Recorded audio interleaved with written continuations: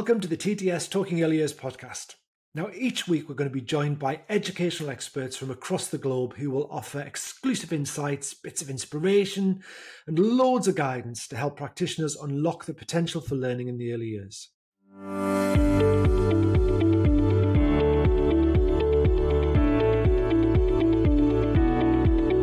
Welcome back to TTS Talking Early Years with me, Alistair Bryce-Clegg, and my guests, Julie Pearson and Richard Knight. And this series of episodes, we're talking a lot about transitions.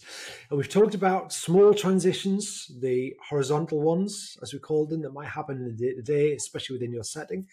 We've talked a bit more in episode 2 about the vertical transitions, so the bigger ones that children go through as they move through the early years. And again, we've touched on this a little bit. We're going to touch on it a little bit more in this episode. And that's some of the transitions that children might go through at home that would also affect how they are within the space. So we've talked a little bit about the fact that it might be a new baby that comes along. It also, I know, might be around the death of somebody in the family. And that's often something that will happen to children when they are in early years. And they, probably haven't got the emotional intelligence or resilience to be able to handle what that is or the concept of what it is, but it is not likely to have happened to them before. And at those times, of course, then they've got family members who are also going through the grieving process, trying to manage that. So in terms of how we can support families, what sort of things can we do for families to help them even just acknowledge that these transitions exist? I think it's back to it's those open lines of communication as well, isn't it? Because it might be really difficult for families to talk about it as well. If they're feeling really upset, they might not particularly feel able to communicate. So thinking about how you could maybe share information, even if it's not verbally, maybe they don't feel they can stand on the door or in the entranceway and talk about it. But then also understanding, so what does that mean for the child at home? What does that look like now? Then what's happening that's different, and how can we promote that consistency in the setting, maybe, so that even when things are in turmoil at home and things are different, people coming and going, maybe if there's been a bereavement, how can we work with that family and that child to put that consistency into our setting? Because we know that children feel safe when things are consistent for them. So I think it's thinking about that a little bit as well. And also I go back to a point that Richard made in the first episode, which is about the importance of play, and that if you are 3 or 4 or 5, whatever, and somebody dies and you are able to register that there's something different going on in your family and people are upset or talking about death or things like passing over or passing away, which are not terms that are going to mean anything relevant to children, what you understand by being dead. Or, I remember doing projects around death with children, which we don't tend to do a lot in the early years. And it's the only certainty that life brings us, that everything and everyone will die at some point, but yet we tend to shy away from it because it's difficult. But talking to reception children about death and things like them saying, do you come back to life afterwards? Do you get hungry when you're dead? All these, and again, it depends on where you are at the setting. It depends on what your child is talking about. But I would say, there's lots of really good information. We've gone on a slight tangent about death, but there's lots of really good information out there about stories you can use that aren't like one day granddad died stories, but they are about loss, and they give you an opportunity to discuss. There are stuff you can get from Winston's Wish that will help you to work with children around that concept.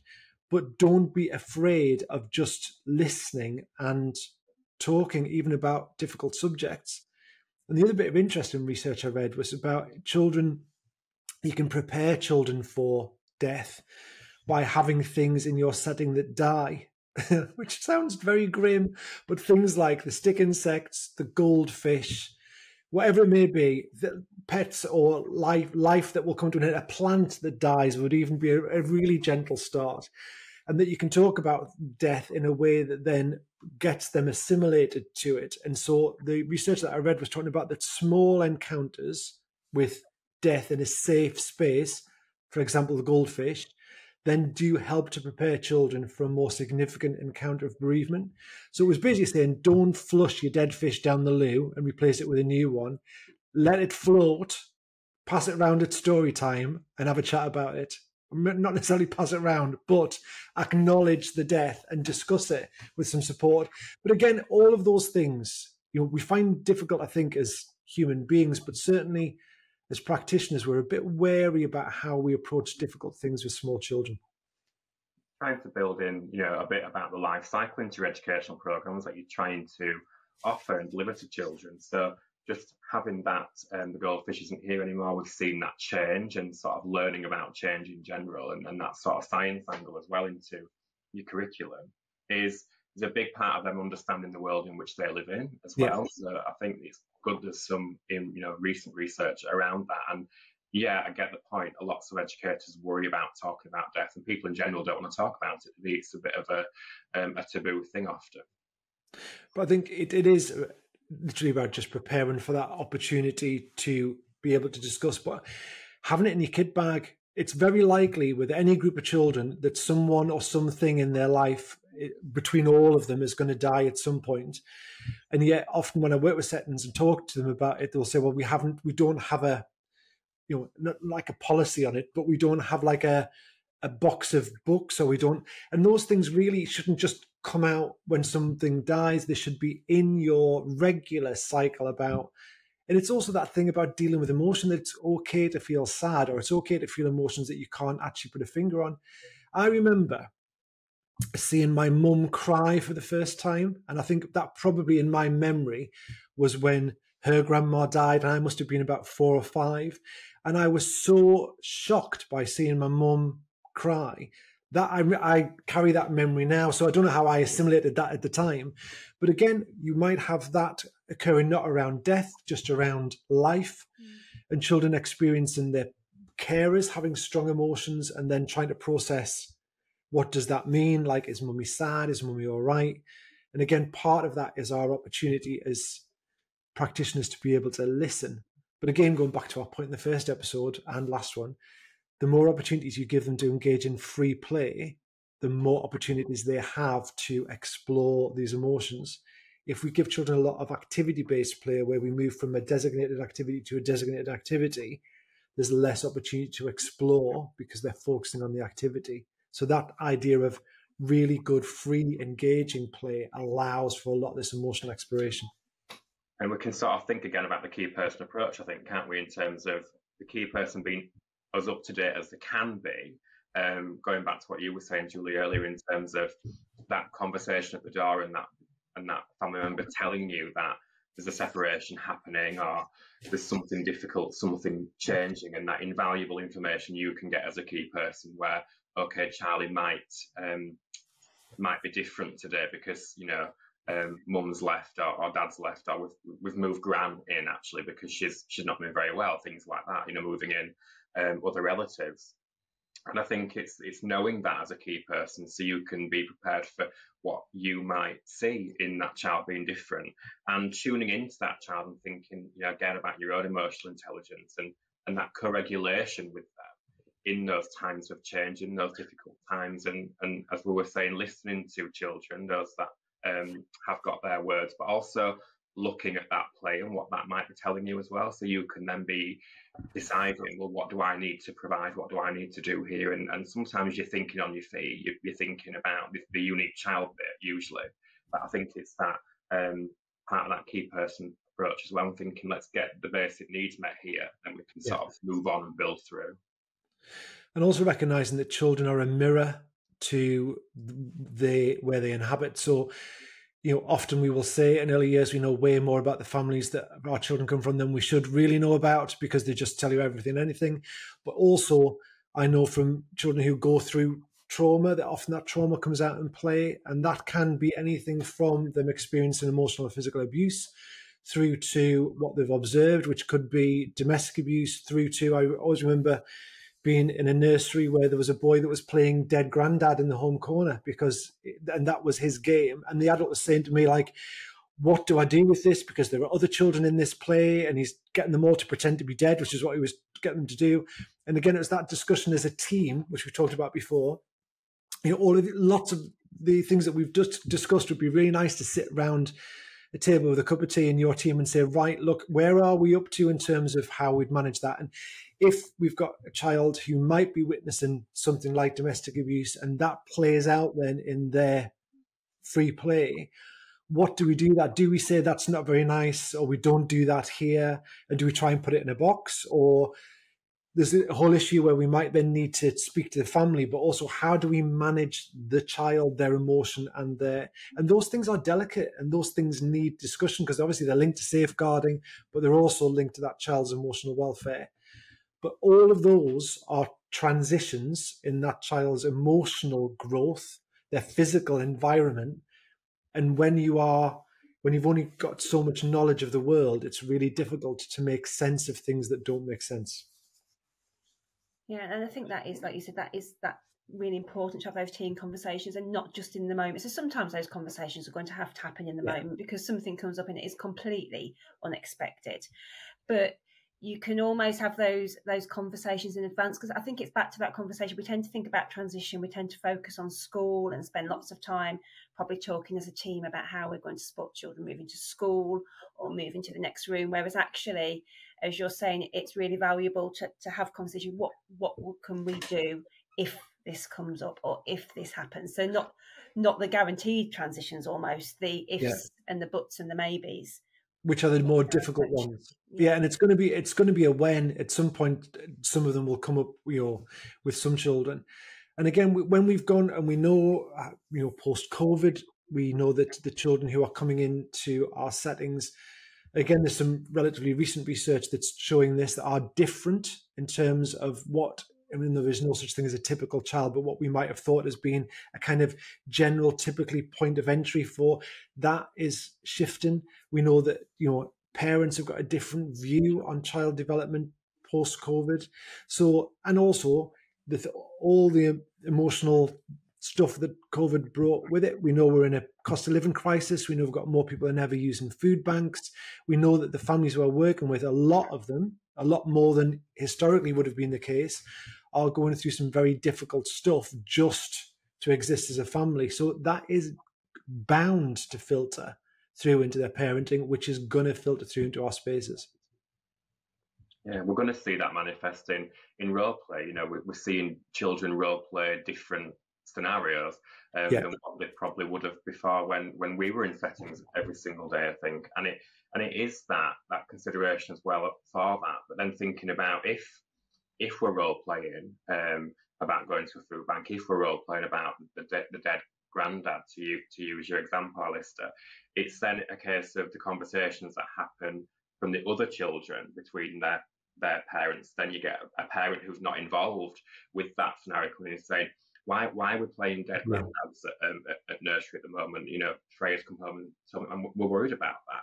You've also got that to manage and balance in terms of the other family members who are going to be concerned or alarmed at what might be happening. So putting that into context to those families without breaking confidentiality and that trust with that family who isn't affected by that is also another challenging conversation to think about in times of change and difficulty, isn't it? It is, and I think also when you're trying to make sense of the world and you can't, so I think children use play as a mechanism. Well, we know children use play as a mechanism for that. So if they've got something that's bothering them because they can't make it fit into one of the boxes that exists in their head, they will just replay it to try and normalize it. So children tend, even some quite horrible things, they will tend to revisit to make them normal. Not extreme trauma, but other stuff. And that does then, when everybody listening to this will have experienced that at some point, where you've had a parent that comes in and says, I don't like the fact, or my child has come home and said such and so, or was playing dead granddad in front of his granddad and we didn't know what to say, and he said, oh, well, Charlie plays it at nursery. And so it is, one of the joys and complexities of the job that we do is acknowledging that will happen. So again, if we go back to that point about saying, as a team, we need to discuss this, because when that parent catches you on the door and says that, it's really hard to think on your feet, to not break the confidence of the family involved, to not try and shift the blame onto, or make up. So it's really hard to say, well, this is what's going on, this is our policy, this is how we're managing it.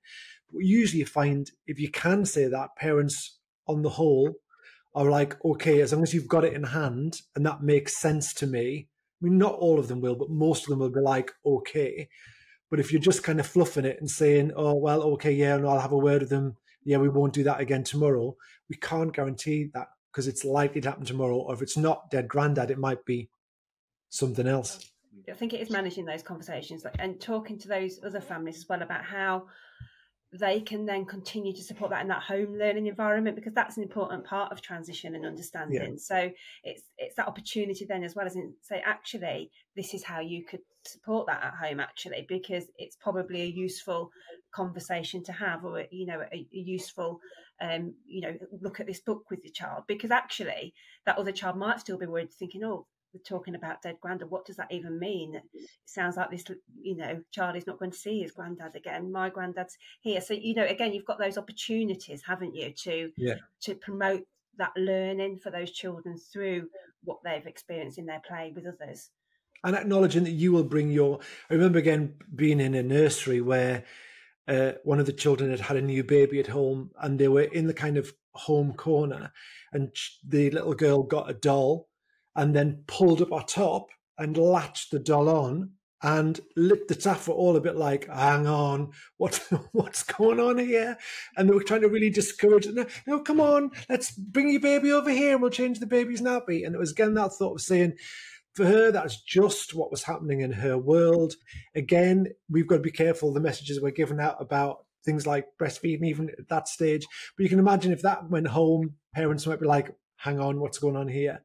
But again, those things are all a part of child development. They're all part of us being able to say to parents, this is just children making sense of the world, and that's what we're here to kind of support them to do. And take your point, Julian, this is what you can do at home. And it's not always about saying, don't do that, don't say that, we don't do that here. It's sometimes doing the more complex thing of saying, okay, if that happens, how are we going to manage it? What are we going to say as a team? What are we going to do? Try not to be in a blind panic. Yeah, which is hard, and that is that emotional dysregulation of the moment that happens, and it's way more likely to happen in early years than anywhere else through the school, because the filter is lacking, the concept of the world that they live in is very different, and so they just tend to say it as they see it, which might be about your appearance, it might be about the world in general, but that's the joy of it. But also that brings with it anything that's transitional at home that they're trying to make sense of is likely just to come out in their play. So if we were thinking then about strategies that we could give teams to give parents, and I'm not thinking about a blanket strategy that's just a cover-all, but in terms of if there was an ethos for settings to try and adopt with their families around supporting the variety of transitions that we've talked about that might occur in the home, what sort of thing could we suggest? I think you could, you know, some of the strategies we've said that we would include within the settings can be replicated at home. So you could, for example, you spoke about sharing books and those sorts of stories. We could talk to families about how maybe they could do that. And of course, again, I know I keep going back to the same, but it's keeping those lines of communication open too, isn't it? Yeah. You know, and telling families why that's so important, because actually you probably have got a resource then that you can use to share with that family, or give them some tips or some ideas about how they might manage that themselves. So I think it's that unique approach almost, isn't it, sometimes too? You know, what does that family need? What would work for them? How can we support them with that transition? And what does that look like in the setting as well? And also to Richard's point earlier about technology and the fact that we've now all probably got websites or, you know, QR codes, all sorts of wonderful stuff like that. And so around things that we know either to do with how we manage transitions or how we manage your children's emotional well-being and resilience, even just a very short information video that says these things are likely to happen and this is how we manage them. But if you've got concerns, come and talk to us about it. That means that we don't have to be having a parents even that people can't attend. It means that we can send stuff home, people can click and they can get that link directly. Yeah, definitely. And I think it's also important that we help parents find ways to support their own well-being during these times as well, isn't it? Because actually, and I know we're probably going to go and talk about that a little bit more, but that's so important, isn't it? You know, for parents to acknowledge, actually, I'm really struggling here and I'm trying to support my child, but actually I'm finding it really hard myself. And I think as a key person, our support is so much more than just a child, isn't it? It's that family, and I think that's really key too. It's that we can be here for you a little bit as well, so just know that, and know that we're going to share what we do and try and help you in home, but you can talk to us, and building up that trust is all about that relationship and that triangle of trust you want between the family, the child, and the setting and the key person. I think is helpful with that as well. Absolutely. And I think that's, again, a lovely way to end this third episode, because in the fourth episode, that's exactly what we're going to dip into. And also the fact that, we're talking about all of this emotional regulation of children, being a listening ear for families, but we've also got to bear in mind that we are also human beings that need to protect our own mental health and well-being. So what strategies have we got in place as both as settings and individuals that mean we can offer that support? But all of that in episode 4. But for the end of episode 3, Julie and Richard, again, fascinating, could have talked about this for hours, but we'll see you in the next episode.